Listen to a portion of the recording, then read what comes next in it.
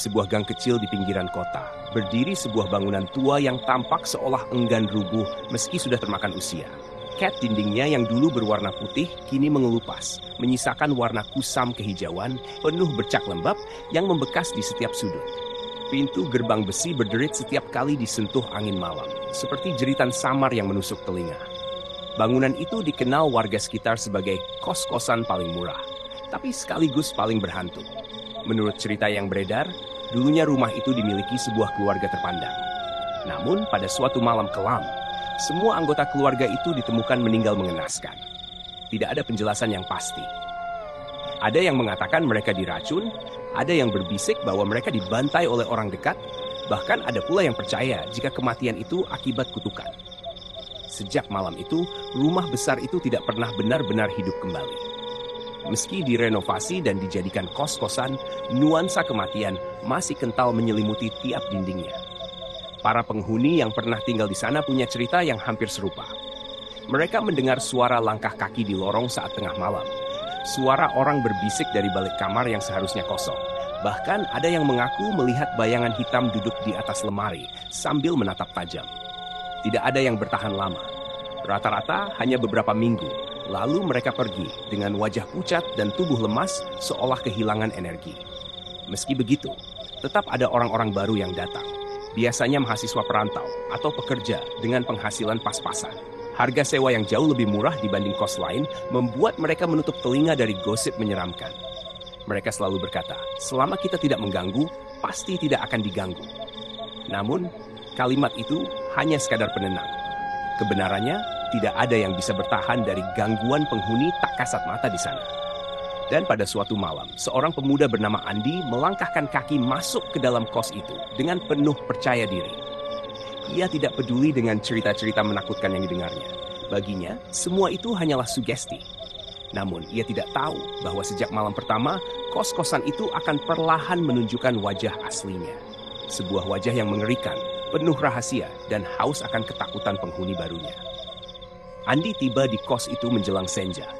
Langit berwarna oranye kemerahan, sementara bayangan bangunan tua itu tampak makin menekan di antara rumah-rumah penduduk yang lebih sederhana. Ia membawa koper kecil dan sebuah tas ransel. Saat mendorong pintu gerbang yang berderit panjang, bulu kuduknya sedikit meremang, seolah ada mata-mata yang mengintip dari balik kaca jendela di lantai atas. "Ah, cuma perasaan," gumamnya sambil tersenyum tipis. Ibu kos menyambutnya dengan wajah datar. Perempuan paruh baya itu berbicara singkat, tanpa banyak basa-basi. "Kamar di lantai 2, dekat tangga. Jangan ribut kalau malam. Kunci sudah ada di pintu." Setelah itu, ia berlalu begitu saja. Sikap dingin itu membuat Andi sedikit kikuk, tapi ia tidak terlalu memikirkannya. Kamar barunya tampak sempit, tapi cukup rapi. Cat dinding berwarna hijau pudar, sebuah lemari kayu berbau apek, dan kasur tipis yang tampaknya sudah dipakai banyak orang sebelumnya. Jendela menghadap ke lorong panjang yang remang-remang, bahkan di siang hari. Saat meletakkan koper di sudut ruangan, Andi merasakan hawa dingin yang tidak wajar merambat dari lantai ke kakinya. Malam itu, setelah membereskan barang seadanya, ia berbaring. Jam dinding menunjukkan hampir tengah malam ketika ia mulai merasa sulit terlelap. Hening. Terlalu hening. Tidak ada suara jangkrik, tidak ada suara motor dari jalan kecil di depan gang. Kos itu terasa seperti terputus dari dunia luar. Lalu ia mendengar sesuatu. Suara langkah kaki pelan, seperti orang berjalan tanpa alas, mondar-mandir di lorong. Srit! Bunyi lantai kayu bergesekan terdengar begitu jelas. Andi membuka mata, menajamkan telinga. Semakin lama, suara itu makin dekat, berhenti tepat di depan pintu kamarnya. Jantungnya berdetak keras. Ia bangkit perlahan, meraih gagang pintu, lalu mengintip lewat celah kecil. Kosong. Lorong itu gelap dan sepi. Tidak ada siapapun. Ia kembali ke kasur, berusaha menenangkan diri. Namun, begitu ia menutup mata, terdengar suara ketukan lirih di pintunya. Tok, tok, tok. 3 kalian, tapi cukup untuk membuat tubuhnya kaku. Andi menggenggam erat selimut. Mungkin cuma teman kos, bisiknya. Meski pikirannya tidak percaya. Ketukan itu berhenti, namun hawa dingin semakin menusuk. Dari sudut kamar, ia merasa ada sesuatu yang sedang berdiri, menatapnya lekat-lekat. Andi bangun dengan kepala berat. Tidurnya tidak nyenyak, lebih banyak terjaga daripada bermimpi. Sinar matahari menembus tipis melalui jendela berdebu, tapi hawa kamar tetap dingin. Ia membuka pintu dan mendapati lorong masih tampak suram, meski hari sudah terang. Di meja panjang dekat dapur, ia bertemu seorang penghuni lain. Lelaki kurus berambut acak-acakan mengenakan kaos lusuh. "Baru masuk ya?" tanyanya datar. "Iya, aku Andi." Lelaki itu mengangguk pelan. "Aku Bima. Sudah lama di sini. Kalau ada yang aneh, pura-pura tidak dengar saja." Ucapannya singkat, tapi membuat dada Andi berdesir. Siang itu ia pergi ke kampus, berusaha melupakan kejadian semalam. Namun, sepanjang hari bayangan lorong gelap dan suara ketukan di pintu masih terngiang. Malamnya ia kembali dengan tubuh lelah. Ia sempat melihat Bima duduk di teras, merokok sambil menatap kosong ke arah gerbang. Tatapannya kosong, seolah pikirannya melayang jauh. Sekitar tengah malam, Andi kembali terjaga. Suara yang sama terdengar lagi. Langkah kaki menyeret di lorong. Kali ini lebih jelas, lebih berat. Seakan seseorang sedang berjalan dengan kaki terluka. Ia menahan napas, menunggu suara itu menjauh. Namun, langkah itu berhenti tepat di depan pintunya. "Bima?" panggilnya pelan. Tidak ada jawaban. Tiba-tiba, gagang pintu bergetar, seperti ada yang mencoba membukanya dari luar. Andi langsung melompat, memutar kunci sekuat tenaga agar pintu tidak terbuka. Suara dentuman kecil terdengar, lalu hening. Ia berdiri kaku beberapa menit sebelum kembali ke kasur. Tepat saat tubuhnya hendak rebah, ia melihat sesuatu di kaca jendela. Bayangan hitam tinggi menjulang, berdiri di luar lorong, tapi wajahnya tidak terlihat. Hanya sosok gelap dengan kepala miring menempel ke kaca. Andi terlonjak mundur, tubuh gemetar hebat. Ia menutup jendela rapat-rapat, lalu bersembunyi di bawah selimut. Namun dari balik kain tipis itu, ia masih mendengar suara bisikan lirih. Suara perempuan. Samar, namun menusuk telinga. "Andi!" Suara itu memanggil namanya dengan pelan, seolah tepat di samping telinganya. Keesokan paginya, Andi duduk di depan kamarnya dengan wajah pucat. Malam yang baru saja ia lewati membuat tubuhnya gemetar setiap kali mengingat suara bisikan itu. Ia yakin sekali ada yang memanggil namanya. Padahal ia belum lama tinggal di kos tersebut dan hanya satu orang yang tahu namanya, Bima. Namun suara itu jelas suara perempuan, lembut tapi syarat ancaman. Bima muncul dari arah dapur masih dengan tatapan kosongnya. Ia menyalakan rokok lalu duduk di dekat Andi. "Kamu sudah dengar kan?" ucapnya datar. Andi menoleh cepat. "Apa maksudmu?" Bima menghembuskan asap pelan. "Suara di malam hari, bisikan itu, semua penghuni baru pasti mendengar." Jantung Andi berdegup kencang. "Jadi bukan hanya dia? Lalu, siapa itu?" tanyanya dengan suara lirih. "Jangan tanya," jawab Bima singkat. "Kalau kamu tahu, kamu tidak akan bisa keluar lagi." Ucapan itu membuat tenggorokan Andi kering. Ia ingin mendesak, tapi sorot mata Bima membuatnya mengurungkan niat. Laki itu tampak seperti menyimpan beban berat, seolah sudah terlalu sering menyaksikan hal-hal yang tak bisa dijelaskan. Malam berikutnya, Andi berusaha tidur lebih awal. Namun sekitar tengah malam, suara itu kembali. Bukan hanya langkah kaki atau bisikan, kali ini ada suara tangisan. Tangis lirih seorang perempuan terdengar dari ujung lorong. Semakin lama, tangisan itu semakin dekat. Andi menutup telinganya dengan bantal, tapi suara itu tetap menembus, seakan langsung bergema di dalam kepalanya. Dengan gemetar, ia memberanikan diri membuka sedikit pintu kamar, berharap itu hanya ilusi. Lorong tampak gelap, hanya diterangi lampu redup di ujung. Namun, di sana ia melihat sesuatu. Seorang perempuan berambut panjang berdiri membelakanginya. Gaunnya lusuh, sobek di sana-sini, dan rambut hitamnya menutupi wajah. Tubuhnya berguncang, menangis pelan. Andi menahan napas, ingin menutup pintu kembali. Tapi perempuan itu tiba-tiba berhenti menangis, lalu kepalanya berputar perlahan ke arah Andi. Wajahnya pucat, matanya kosong menghitam tanpa bola mata. Mulutnya menganga lebar hingga pipinya robek. Andi menutup pintu dengan keras. Tubuhnya jatuh terduduk di lantai. Dari balik pintu, ia mendengar suara kuku mencakar kayu, disertai suara tertawa kecil yang menyeramkan. Malam itu menjadi awal dari mimpi buruk yang tidak berkesudahan. Sejak melihat sosok perempuan di lorong, Andi tidak bisa lagi merasa aman, bahkan di siang hari. Wajah pucat dengan mata kosong itu terus terbayang, muncul dalam ingatannya setiap kali ia menutup mata.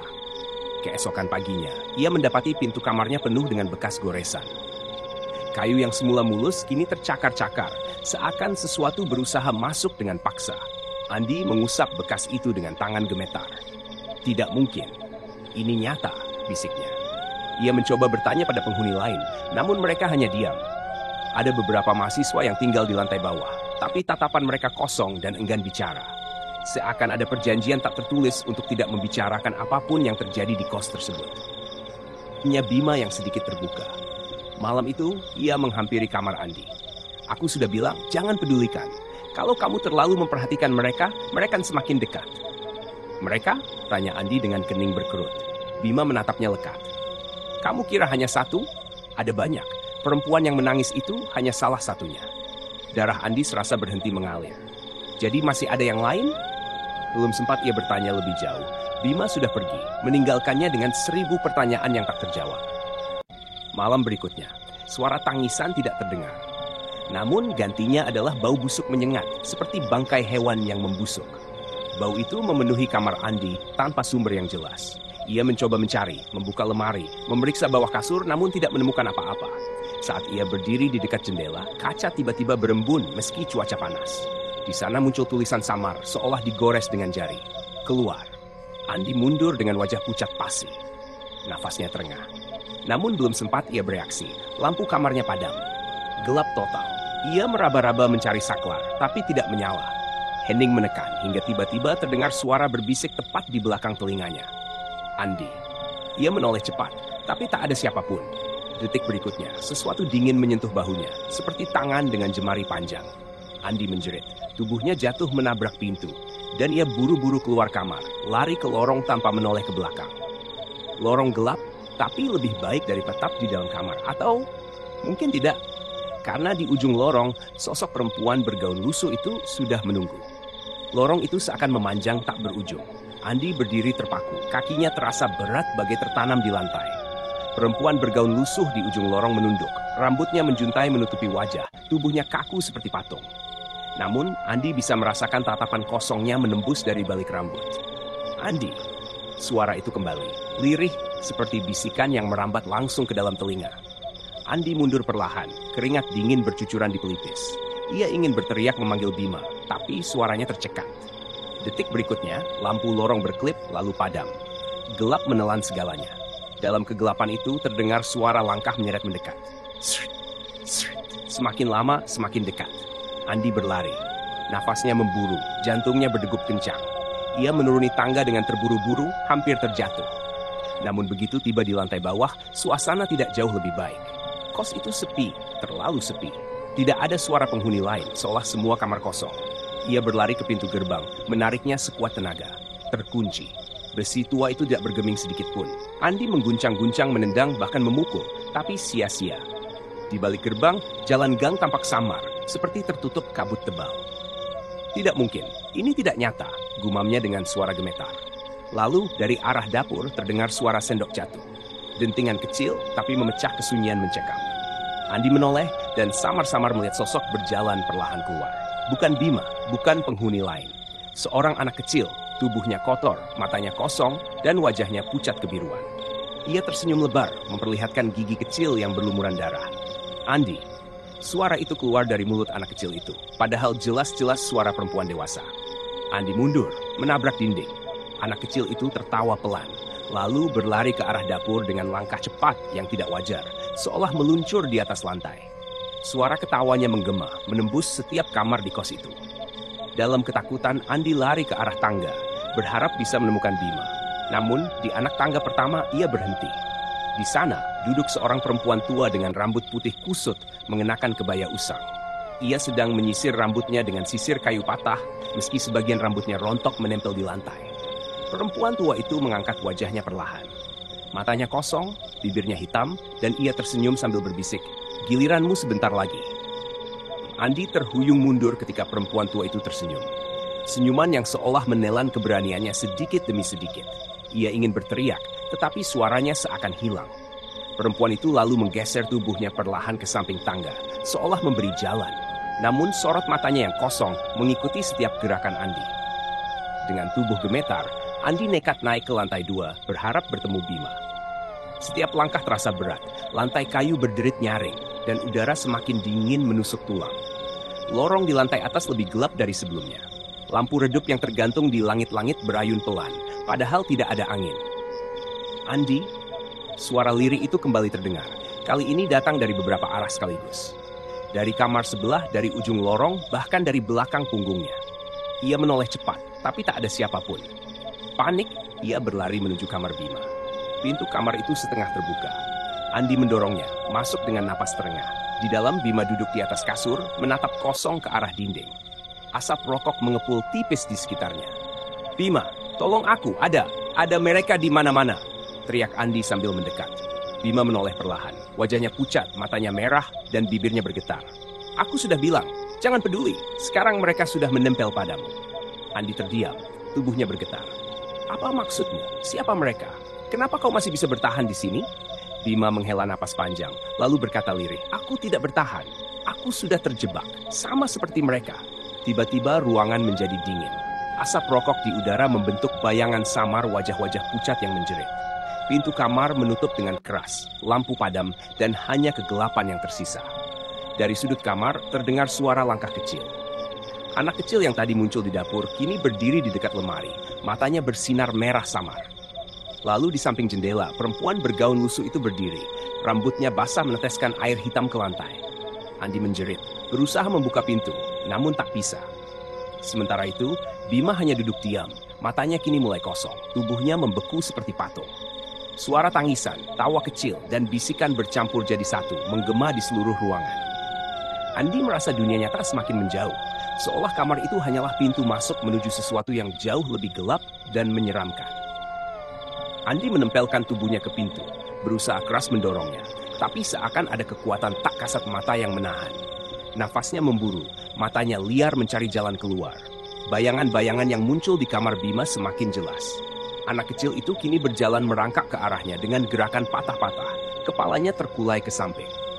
Dari mulutnya menetes darah hitam yang kental, meninggalkan noda di lantai. Sementara itu, perempuan bergaun lusuh melangkah mendekat. Suara kainnya menyeret lantai, disertai bau busuk yang semakin menusuk. Ia mengangkat wajahnya perlahan, memperlihatkan mata hitam kosong dan mulut sobek yang terus berbisik. Andi, ikut aku. Andi menjerit, menendang pintu sekuat tenaga. Kali ini pintu terbuka dengan hentakan keras dan ia langsung terlempar ke lorong gelap. Dengan panik, ia berlari tanpa tujuan, hanya ingin menjauh dari kamar itu. Lorong terasa berubah. Panjangnya tak wajar, seolah memutar-mutar dirinya. Pintu-pintu kamar di sisi kiri dan kanan terbuka menutup sendiri, menimbulkan suara dentuman yang menggema. Dari tiap pintu yang terbuka, muncul bayangan samar. Wajah-wajah pucat, tangan-tangan kurus, mata kosong menatapnya. Mereka berbisik serempak, suara mereka menyatu menjadi desisan mengerikan. Andi, tidak bisa pulang. Kakinya lemas, tapi ia memaksa terus berlari. Tangga menuju lantai bawah akhirnya terlihat. Namun di anak tangga pertama, sosok perempuan tua berambut putih kembali duduk, menyisir rambutnya dengan sisir kayu patah. Kali ini ia menoleh cepat ke arah Andi, matanya merah menyala, bibirnya terangkat ke senyum lebar yang menakutkan. Andi berhenti mendadak, napasnya terengah. Tiba-tiba semua lampu lorong mati. Gelap pekat menelan segalanya. Ia hanya bisa mendengar suara langkah menyeret, tawa anak kecil, dan bisikan perempuan, semuanya mendekat dari segala arah. Dalam kegelapan itu, sebuah tangan dingin menyentuh pundaknya. Andi menoleh spontan, dan yang ia lihat membuat darahnya membeku. Wajah Bima, tapi aneh. Matanya kosong, kulit wajahnya pucat kehijauan, dan bibirnya membisikkan satu kalimat lirih. Tidak ada yang keluar dari sini. Andi ingin lari, tapi seluruh tubuhnya kaku, seolah ditahan oleh bayangan-bayangan yang kini melingkupinya. Suara-suara itu semakin keras, bergema di kepalanya, hingga ia merasa kesadarannya perlahan ditarik masuk ke dalam kegelapan. Andi terjebak dalam kegelapan yang pekat. Suara bisikan, tawa, dan tangisan menyatu menjadi dengungan yang menyakitkan telinga. Ia ingin berteriak, tapi mulutnya seolah terkunci. Tubuhnya kaku, dingin, dan berat, seakan sedang ditahan oleh banyak tangan yang tak terlihat. Tiba-tiba, cahaya redup muncul di ujung lorong. Bukan cahaya lampu, melainkan cahaya temaram kekuningan, seperti lilin yang berkedip-kedip. Andi dipaksa melangkah ke arahnya, meski tubuhnya menolak. Setiap langkah terasa seperti berjalan di dalam lumpur pekat. Saat cahaya itu semakin dekat, Andi melihat sesuatu. Sebuah ruangan tua yang tidak pernah ia lihat sebelumnya. Ruangan itu dipenuhi meja kayu panjang. Di atasnya terdapat sisa-sisa makanan basi dan mangkuk pecah. Bau busuk semakin menusuk. Di dinding ada coretan hitam besar bertuliskan kata samar, "Kami lapar." Andi berusaha mundur, tapi tubuhnya terus terdorong masuk. Di kursi-kursi kayu, bayangan samar duduk kaku. Satu persatu, mereka mulai menoleh. Wajah mereka pucat, matanya kosong, mulut menganga seakan menjerit tanpa suara. Jumlahnya banyak, puluhan. Di ujung meja duduk seorang perempuan muda dengan wajah yang sama sekali tidak asing. Rambut panjangnya terurai, gaun lusuhnya robek, dan mata kosongnya menatap Andi. Itu sosok yang selama ini menghantui lorong. Namun kali ini ia tidak berdiri. Ia hanya duduk sambil mengetuk meja kayu dengan jarinya. Ketukan itu bergema, membuat semua bayangan yang lain ikut menatap Andi dengan serempak. Andi, suaranya datar menyeret, seakan berasal dari dasar bumi. Temani kami. Bayangan-bayangan itu berdiri bersamaan, mendekat dengan gerakan kaku. Tangan-tangan kurus mereka terulur ke arahnya. Andi menjerit, meronta, tapi tidak bisa lari. Dari belakang, Bima tiba-tiba muncul. Wajahnya pucat, tubuhnya gemetar, tapi matanya kini terlihat lebih hidup. Kalau kau tidak keluar sekarang, kau akan jadi salah satu dari mereka, teriak Bima dengan suara serak. Ia menarik tangan Andi, berusaha menyeretnya keluar dari ruangan. Namun pintu di belakang mereka menutup keras, dan cahaya lilin meredup. Bayangan-bayangan itu semakin dekat, dan suara mereka kini menyatu menjadi jeritan panjang yang menggema di seluruh ruangan. Andi meronta sekuat tenaga ketika tangan-tangan pucat itu semakin dekat. Jeritan samar bercampur tawa menjerat pikirannya, membuat kepalanya berdenyut seperti hendak pecah. Bima menarik lengannya dengan putus asa, seolah ia sendiri juga sedang melawan kekuatan yang tak terlihat. "Lari, Andi! Jangan biarkan mereka memelukmu!" teriak Bima dengan mata penuh ketakutan. Andi hampir tak punya tenaga lagi, tapi dorongan naluri untuk hidup membuatnya berlari bersama Bima. Mereka menghantam pintu yang terkunci berkali-kali, hingga akhirnya pintu itu retak. Dari celah retakan, Andi melihat cahaya jalan gang yang pernah ia lihat saat pertama masuk ke kos itu. Namun sebelum pintu benar-benar terbuka, suara perempuan bergaun lusuh terdengar lagi. Kali ini tepat di telinga Andi. "Kau tidak bisa pergi. Kau sudah bagian dari kami." Andi menoleh dan sosok itu kini berdiri tepat di belakangnya. Wajahnya menganga lebar, matanya kosong, dan tangannya terulur ke arah dada Andi. Ia merasakan sentuhan dingin menusuk ke dalam kulit, membuat tubuhnya lemas. Bima berteriak, mendorong tubuh Andi sekuat tenaga ke arah pintu. Dengan hentakan terakhir, pintu itu terbelah, dan Andi terhempas keluar. Udara malam yang dingin menusuk wajahnya, tapi kali ini terasa seperti anugerah. Ia terjatuh di jalan gang, tubuhnya gemetar hebat, keringat bercucuran. Namun saat ia menoleh ke belakang, kos itu tampak sunyi. Tidak ada cahaya, tidak ada suara, seolah hanyalah bangunan kosong yang ditinggalkan. Pintu gerbang terbuka lebar, bergoyang pelan diterpa angin. "Andi!" Suara lirik itu kembali, tapi kali ini hanya bergema di kepalanya. Ia menutup telinga, berlari sejauh mungkin meninggalkan tempat itu. Beberapa hari kemudian, Andi mencoba kembali bersama beberapa teman untuk mengambil barang-barangnya. Namun, yang mereka temukan hanyalah rumah tua terbengkalai dengan pintu-pintu berdebu. Tidak ada kamar kos, tidak ada tanda-tanda pernah ada penghuni.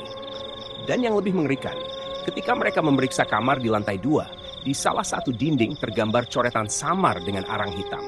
Andi sudah di sini. Teman-temannya saling berpandangan bingung, tapi Andi hanya terdiam. Wajahnya pucat, bibirnya gemetar.